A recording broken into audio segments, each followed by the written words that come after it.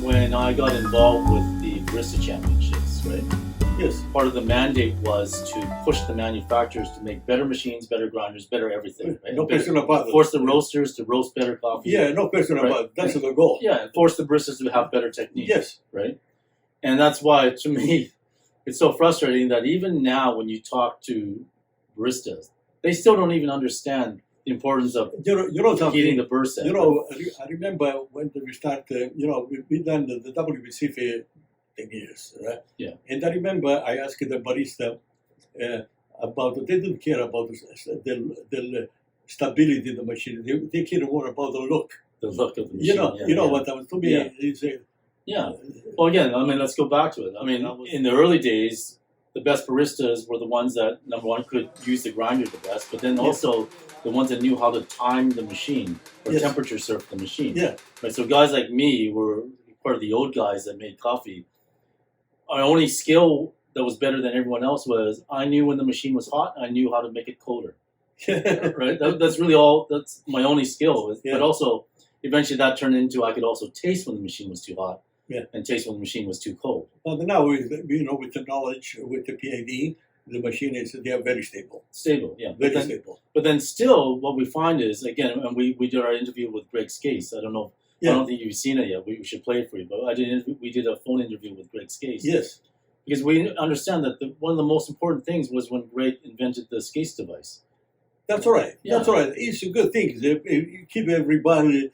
everybody was guessing before. Yeah. What I was guessing there, but now with this case, I remember once Schomer came to Seattle, David Schomer. Yeah.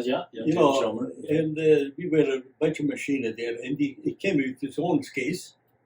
Schomer. Yeah. And he tried the T3. At the time, we started with the T3. Yeah, right. And he was impressed. He said, I can't believe it says stabilizing this machine. All right, that's true. Yeah, because he was a Sinesso guy before, right? Yeah, but he was a Sinesso guy. Yeah. And he asked me, he says, John, that can be so stable. I just said, easy. We have a PID control on the boiler. Yeah. We have a PID control on the group head. Right. So this way you set, and so he bought the machine right away. Right. Because again, David was one of the first guys that knew also that stability was important, right? But even to this day, like we have technicians that don't own a Skase, right? We have roasters that don't own a Skase, right? If I'm a roaster, the first thing I do is make sure all my customers' machines are set correctly so that the coffee tastes like how I want it to taste. To complement the coffee. Yeah. But if you don't even have one, or again, a lot of people that don't know how to use this case. Yeah. I guess my frustration is that these advancements that we have in knowledge, it's like you swear everyone still believes in flat Earth, right? Like we just didn't send the information everyone knows that the Earth is round, right? So in this case, people still don't know that the important thing about machines is temperature stability. No question about it. And now they don't know that heated burrs are an essential part of a consistent dose. Yes. Right? Yeah. Stability is the key. Yeah. But instead, all I see is year after year, new grinder designs that look very sexy. Yeah. And some gimmicky new feature, but unfortunately, coffee requires stability. Yeah. Doesn't matter, but it's a grinder, machine, or a roasting. They need the stability. You got to stop a buy for the look. But also the trend, they're important. The fashion. The trend. Right. It says like, oh, so and so is using this grinder. Yeah. I need to get that too because that's why my coffee is no good because I have the wrong. I need to copy him. You remember when the coffee was under roasted? Yes. And the coffee, a lot of people, they say, oh, the pressure should be not 9 bar, should be 7 bar. 7 bar, yeah. You know what I'm saying? Yeah. So basically, instead of roasting the coffee better, it's a roasting mistake, and they try to correct it with the pressure. With the lower pressure, to try and increase the extraction. No. No. Already we have so complex in the coffee, you have a set pressure. Right. That's what it is. Working with you have one. Yeah, you have a standard. Right? You have a standard. 99% of the machines in the world are set to 9 bar. 9 bar. Yeah. That's like me deciding that I'm going to create my own DVD format, right? Yeah, it doesn't work. There should be one voice that guides all this development, right? And I find that these voices, there's so many voices that they're misleading. People are misleading, Yeah. you know. But like you said before, it's a trend. Somebody decided to be, oh, that's the way it should be. You see those lemon or those orange in the coffee. You know, it's wrong. Coffee is meant to be sweet and pleasant. Right. You know. Well, I remember one year, I'll name one of our champions, one of the taste profiles of their competition coffee was grapefruit. Yeah. I said, wait a second, grapefruit? Yeah. Do we want it to taste like grapefruit? Yeah. That time it was a trend, but it's a fantastic barista. Right. But the coffee is using, because it was a trend, there was too much acidity. What should we aim for, right? And to me, it's always about maximizing sweetness in a roast. No question about it. Yeah. But then after a while, like you said, it get turned into maximizing the sourness in the coffee, right? And then ignoring the grassy flavors and ignoring all the things that taste like dried peas and things like that. And somehow we just because we made it sour, right? It was okay, right? And that I think that set back the movement for a long time. A lot of people wanted something. But it still happened. Still a lot of coffee shops. Some of the coffee is undrinkable. I agree. You know, they can do a better job.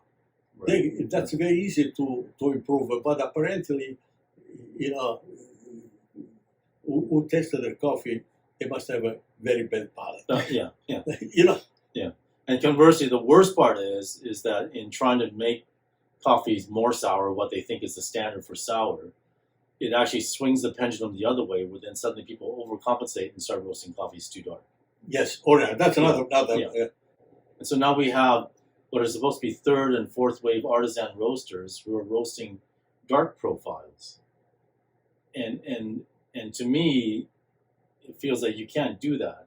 No. Yeah, you because cannot do that. The coffee is so over roasted. Yeah, you know? It goes against the whole principle of artisan. You lose some of the element in the coffee when it's over roasted. You know, some of the sweetness, you kill it there. You know, but it's almost like to the point where the average consumer is starting to get the message that sour coffee is bad, but then they don't understand that not all sour coffee is bad. It's properly roasted coffee has acidity and sourness to it, but it has to be complemented by sweetness. Correct. Yeah. And so that's the part of the message everyone's missing, thinking that, again, like to me, I hate eating like Red Delicious apples because they're too sweet. I want an apple with a little bit of a tanginess or sourness to it. You know, but that's why the coffee, you know, like in Italy we have, you know, the best culture, not necessarily the best coffee. Right. You know, because they basically the coffee, the rating, when they're using an espresso, they're putting the sugar along the stage. You know, 2 sugars in a single shot. Yeah, but they sugar, and they're improving. They're improving. I think I hope they start to drink their coffee without sugar to improve the quality. But they're doing a fantastic job now. But even get better and better. It's getting better. Okay, well that's good. That means Italy's on track. But that's the funny thing is, you said that 15 years ago, they already felt there's nothing to improve, right? Because they figured out that they were the elite of the coffee, you know. Yeah, but the culture is the best. The culture, you know. Right? No, I agree. It's a culture. Is the best. Yeah. Just for the longest while, again, and you can't blame the roasters because the machines weren't good enough and the grinders weren't good enough, right? But it was good enough for the consumer. You know what I'm saying? Because the coffee.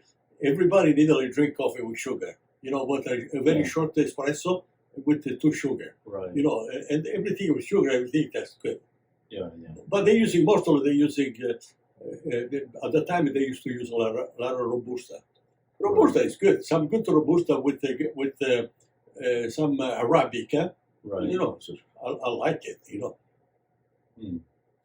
So again, to me, then the important thing about the mythos to understand is that. Yeah, if it wasn't for you figuring out... we figured out as a team together, you know.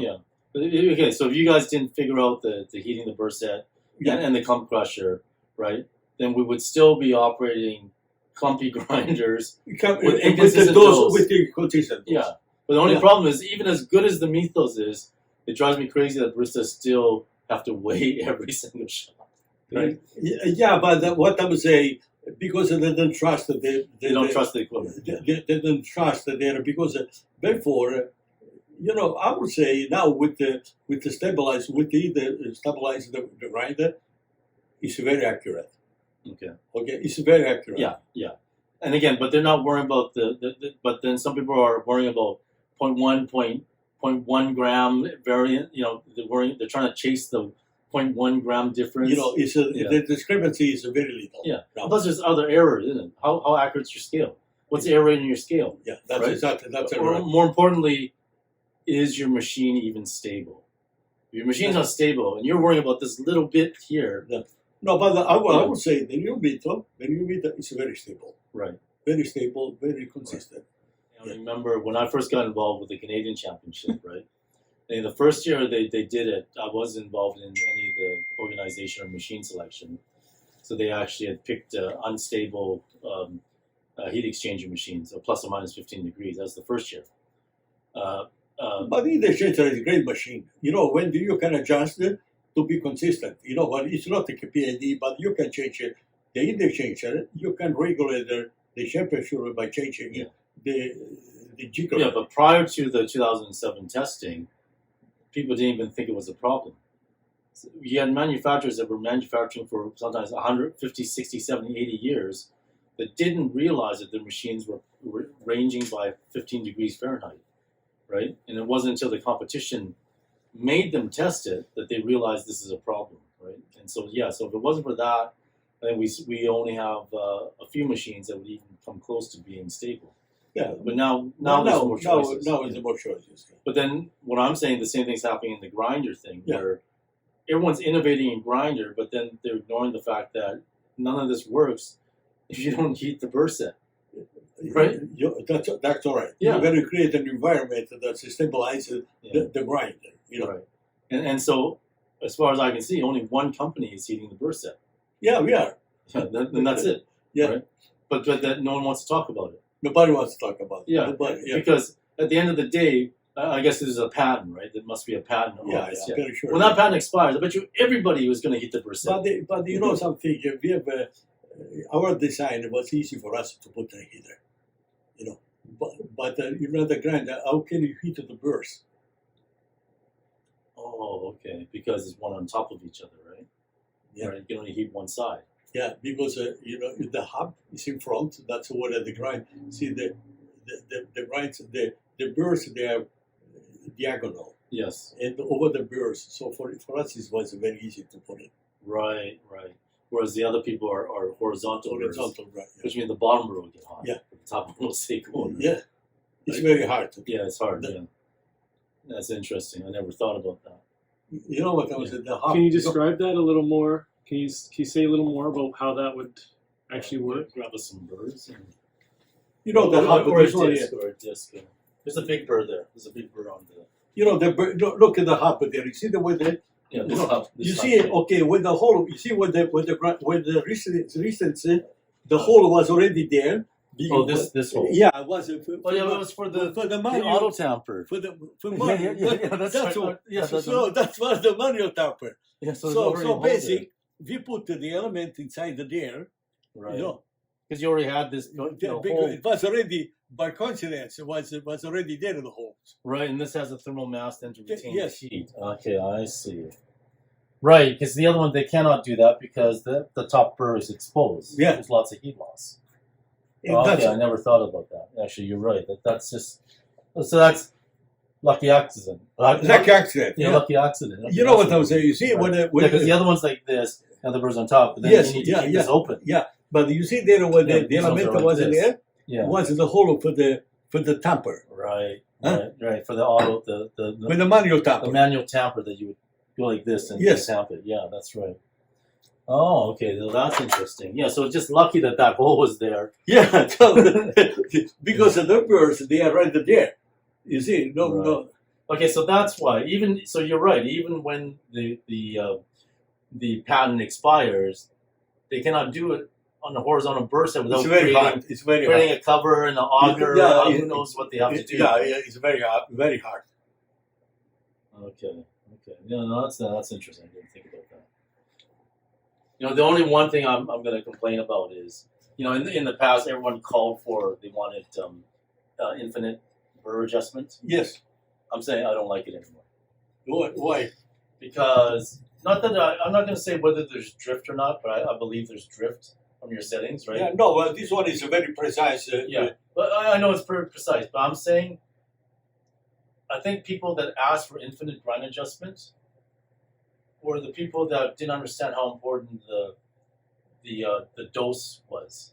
Oh yeah, okay. Right? And so now that you solve the dose, I'm saying we don't need to be so fine with the adjustment because. But it helps with the extraction. It does, but I'm saying that if you just give me clicks. Oh yeah, I'm not good enough to taste halfway in between a click. Yeah, but this one, you don't be surprised unless a different is the extraction. Oh no, it is. But I'm just saying we don't need to be precise in between steps. But that's a bonus. Yeah, no, it is a bonus. Yeah. The only problem is that I know that people. No, but the people that don't know, they should adjust very. I think once you adjust the grinder, you should leave it alone. Yeah. The most problem before they adjusting, because the dose was changing. Right. So you adjusting there, you go to start. You're wasting a lot of coffee. Right.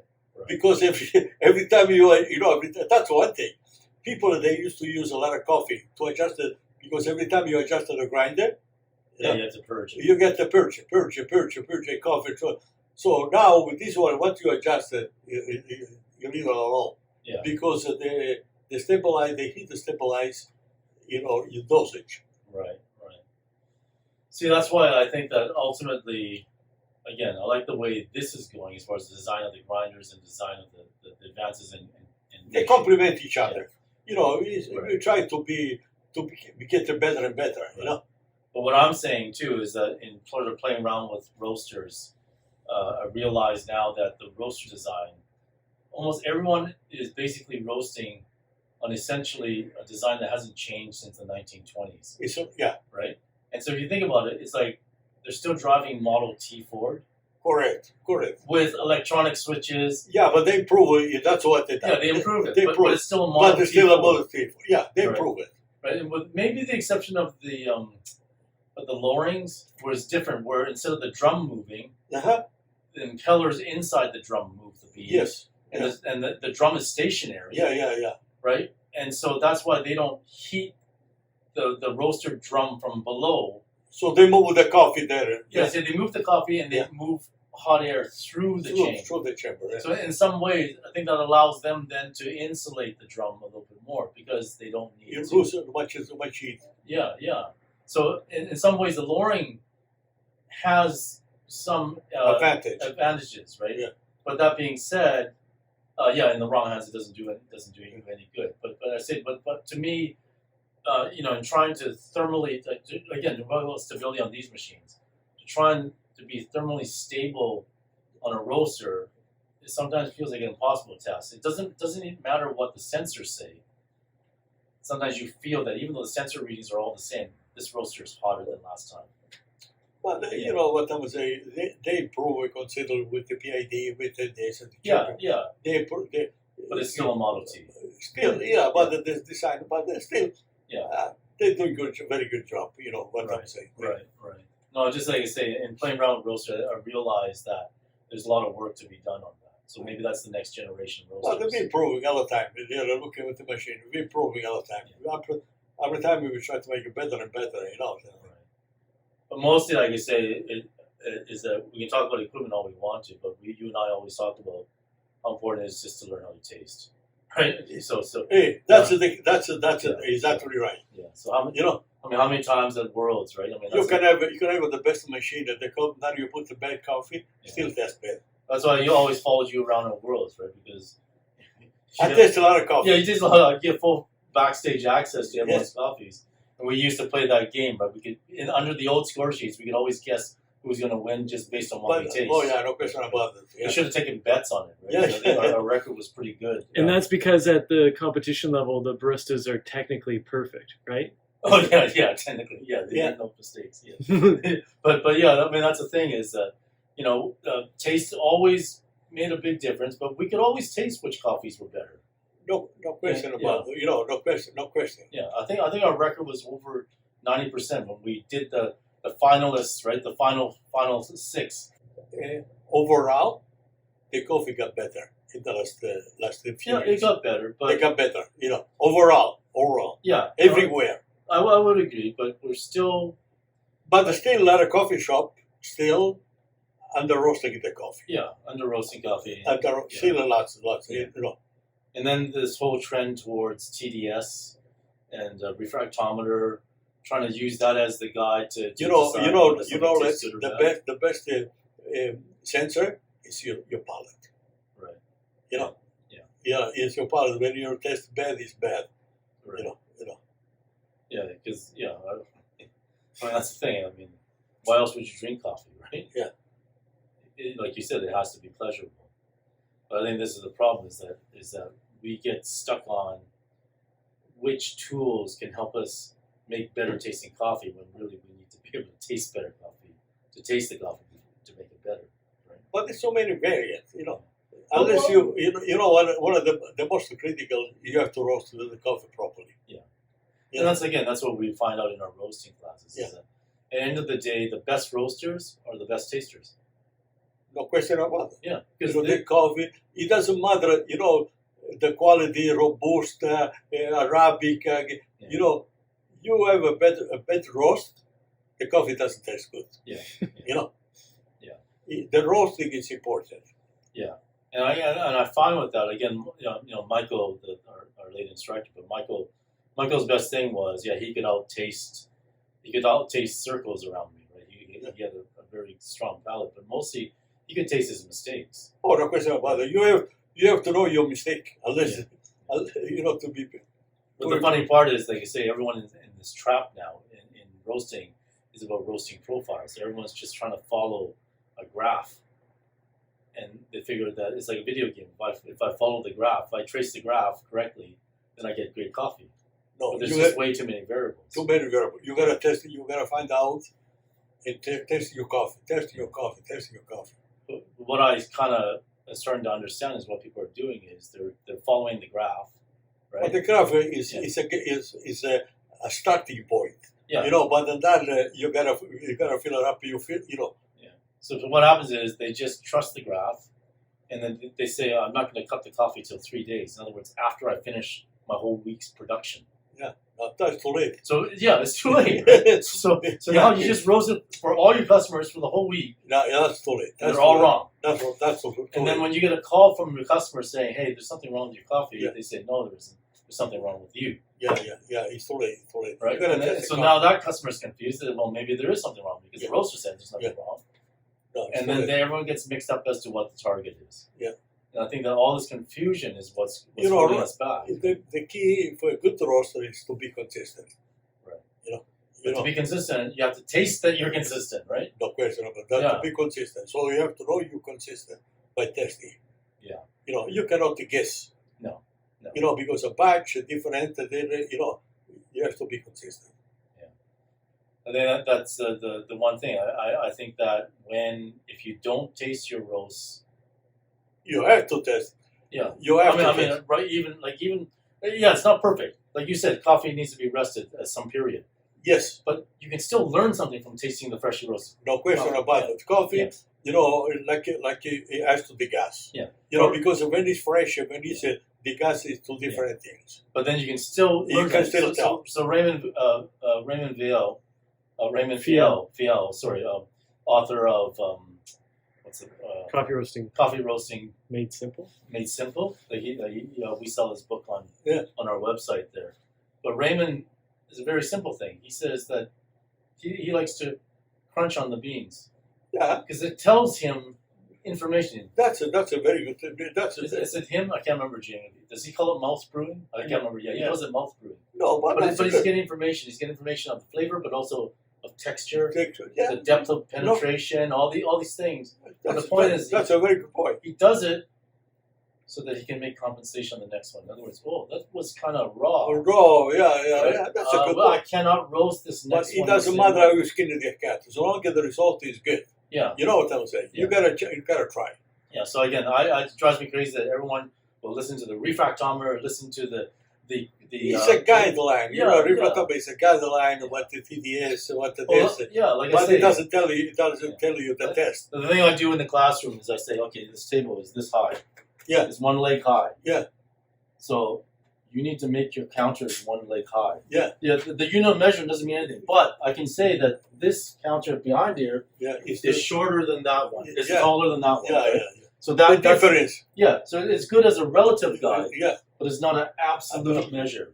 Yeah. Right. And that's the problem is that everyone wants a number. Yeah. We're saying there's no number that's correct. You have to taste your way. Probably for time here. Even better. You have to get back to your dinner party. That's fantastic. No, that's good.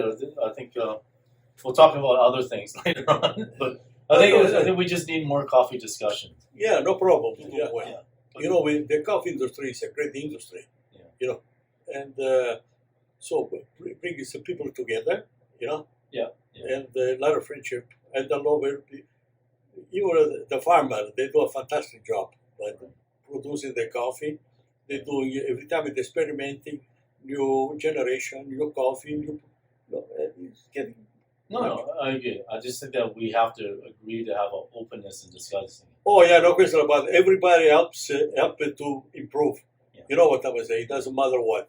Like one important thing for me, I remember I was in Calgary early on when we were holding the first Prairie Regional, or maybe the second Prairie Regional Championship, and Sebastian from Phil and Sebastian. Yes. They just opened up Chinook, their Chinook Mall location. Yes. And I happened to be in town, and he said, "Come on down, we're come say hi to us." I arrived there; they were cupping coffees, right, with their customers too, right, and some of their staff. And they were doing it blind. I said, "Well, is it your coffee on here?" He goes, "Yeah, it's our coffee, competitors' coffee, all this stuff." And we all did it blind, and then we all tasted one cup, and he said, "Oh no." I go, "What?" I hope that's not ours. And I tasted, "Ooh, yeah, what is that?" He goes, "I hope it's not yours either." And so we looked at it and said, "Oh no, it's ours." That's what he said. I said, "It's ours." So right away, he's on the phone to the roaster saying, "Okay, this batch, what happened?" Yeah. Right. Take a look at it. What went on with that? Because this is. That's what I mean. Yeah, that's what I mean. Yeah. And basically, Sebastian was saying, "I want to know when I'm the worst one on the table." Yeah. Right. That's all right. That's what I mean. It's a roasting mistake. There's no other way to. That's what I was saying. The roasting is important. He was willing to put himself out there. You know, I'm an outsider coming in. He's got customers cupping the coffee. It's blind coffee, right? He's not scared to admit that was his coffee, right? Because how else he's going to get better? It's just like I say. I mean, over the years, a lot of things, that people that are honest with themselves, they improve. That's a way to be. Yeah. Like Seminari's not honest about their old machines. Yeah. I mean, the premiers, and they were great machines up for the time. For the time. But we need something better.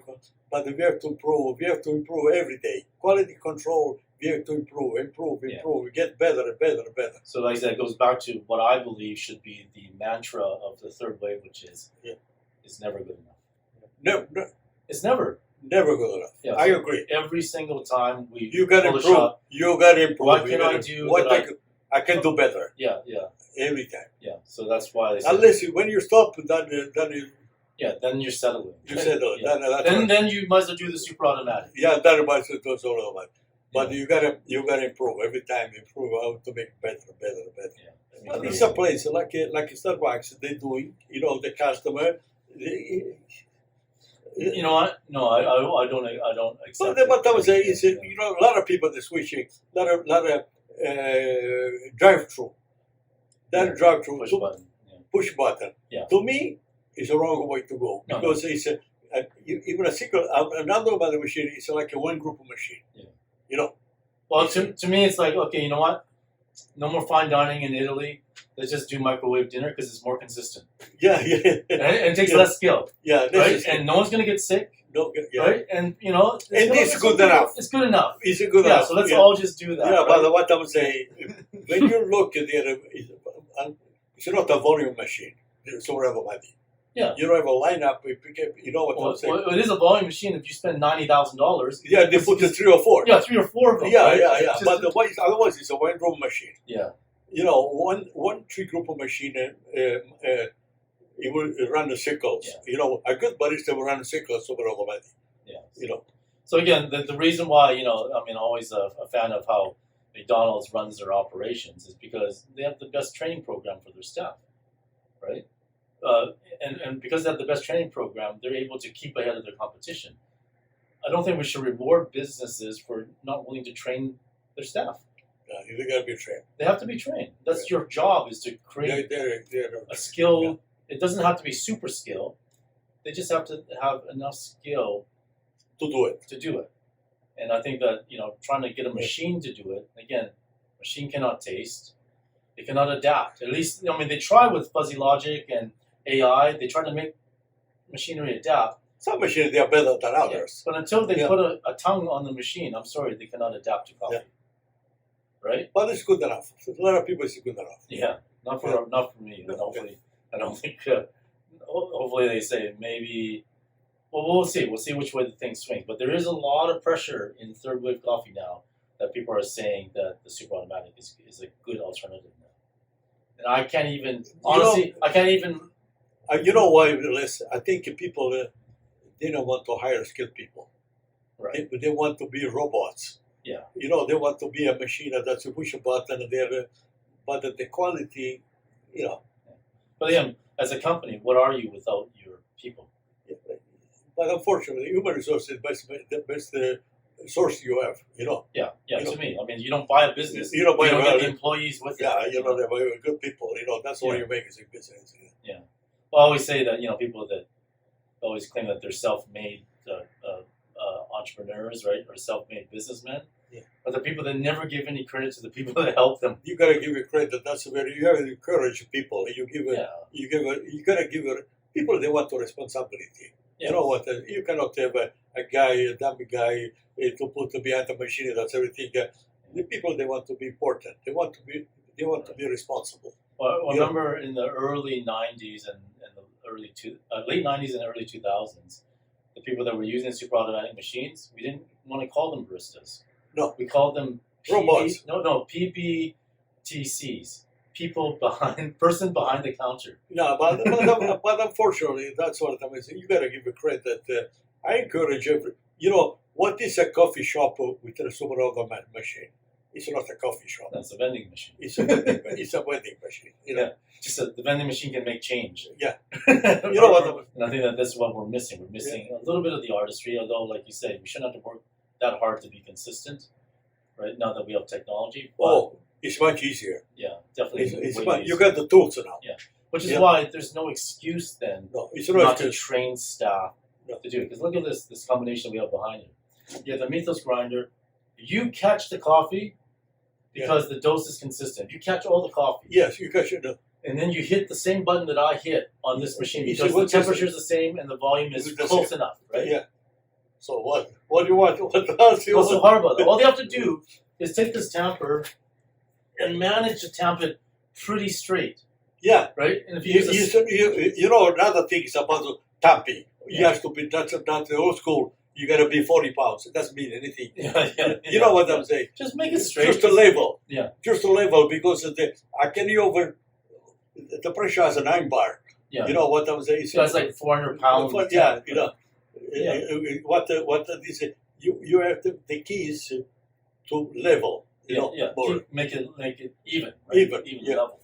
Yeah, but again.